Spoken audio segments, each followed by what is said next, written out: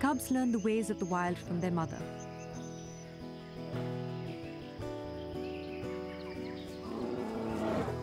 They live and play together for up to 3 years, forming deep bonds. But for many families, this bond is broken. The mother goes out to forage after dark. Poachers know this, and they move in.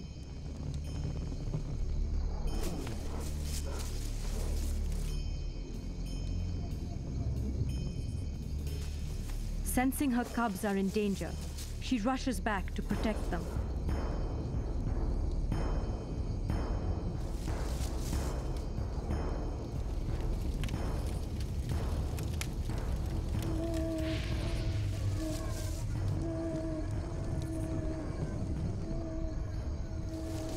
But she is killed.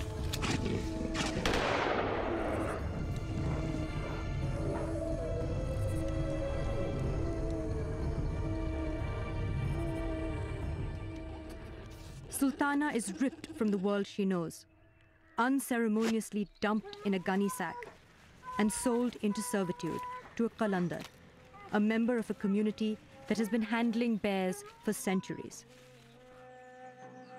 Sultana's transformation into a street performer begins when she is only months old. Her sensitive muzzle is pierced with a red-hot nail. While the wound is still raw, a rope is passed through it. Later, her canines are wrenched out. Without the benefit of anesthesia, they will never grow back. But perhaps the worst cruelty of all, her freedom will now extend 4 feet for the rest of her life. All this just for our entertainment.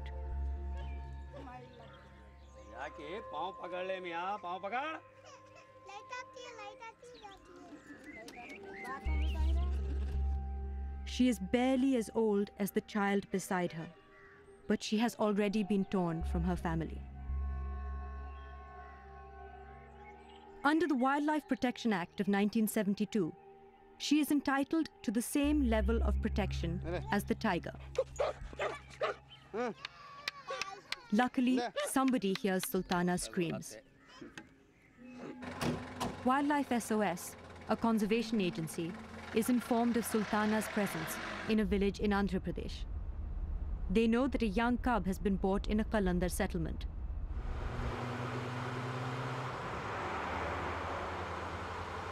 The principal chief conservator of forests for the state is alerted and deputes his men to seize the cub. After a quick recce, final touches are put on the plan.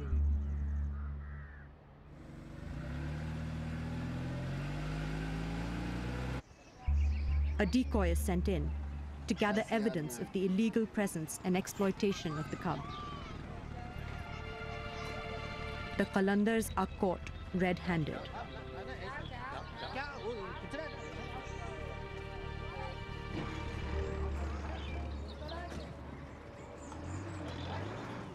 They are taken away to face the consequences. And Sultana is taken to a bear rescue center. Her nose ring is removed, and she now has a surrogate family.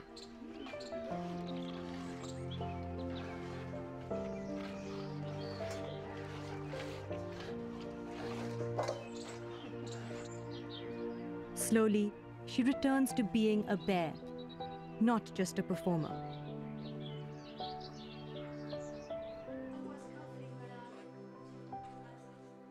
These cubs have been rescued in time.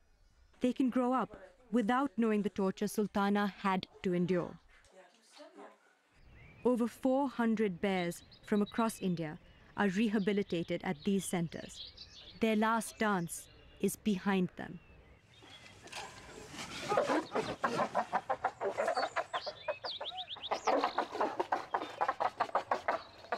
They'll spend their lives here, free to do as they please.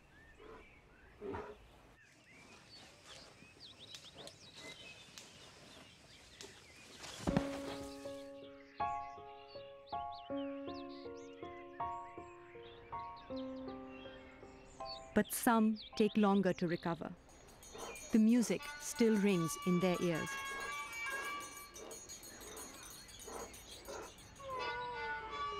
It's easy to see the Qalandars only as villains, but it's also a community that has missed its tryst with modernity. For generations, they have relied on bears to keep their home fires burning.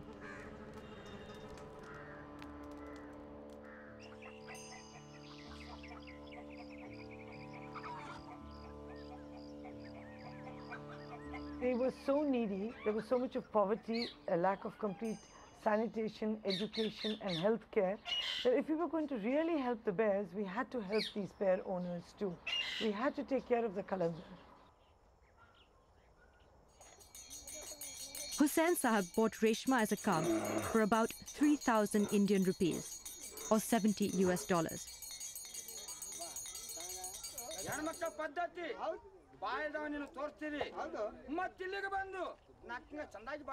For him, it was a big investment, an investment that had to yield a return.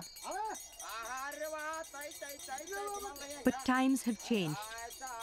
With enforcement agencies becoming more vigilant in cities, their performances have now become restricted to smaller towns.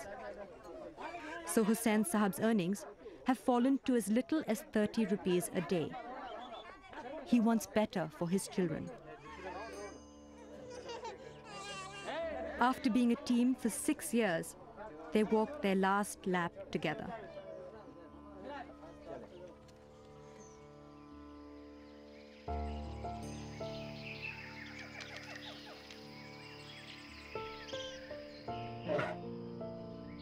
Hussain Sahab has decided to surrender Reshma and stop running from the law.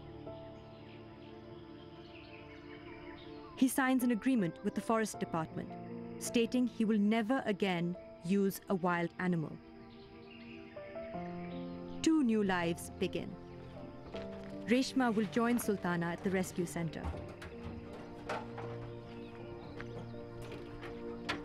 Hussain Sahab receives a check of 50,000 rupees, with which he plans to buy a second-hand auto rickshaw.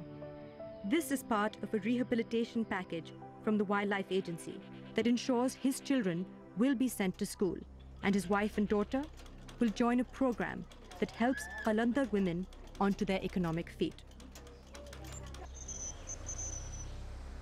By rehabilitating both the Qalandar community and their animals, the wildlife crime is being tackled holistically. As a result, the number of bears walking our dusty highways has fallen from about 1,200 in 1997 to 600 10 years later. What I love about this project is that we've been going since November 2002, and in a very short time we've managed to get over 250 bears off of the streets. But obviously once the dancing bear trade goes, there will still be a trade, unfortunately, in bear spare parts, as I call them. An illicit wildlife market smuggles bear parts out of India. Most of it goes for traditional Chinese medicine that extols the virtues of bear gallbladder. A bear must be seen as more than the sum of its parts, and more than just a meal ticket. The sloth bear is a link in a chain that helps rejuvenate India's forests. When this link gets fractured, so do nature's systems.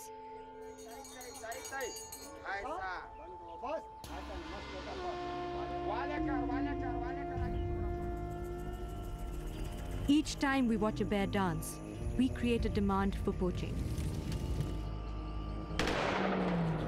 Each time we say no, we give a cub a chance at life.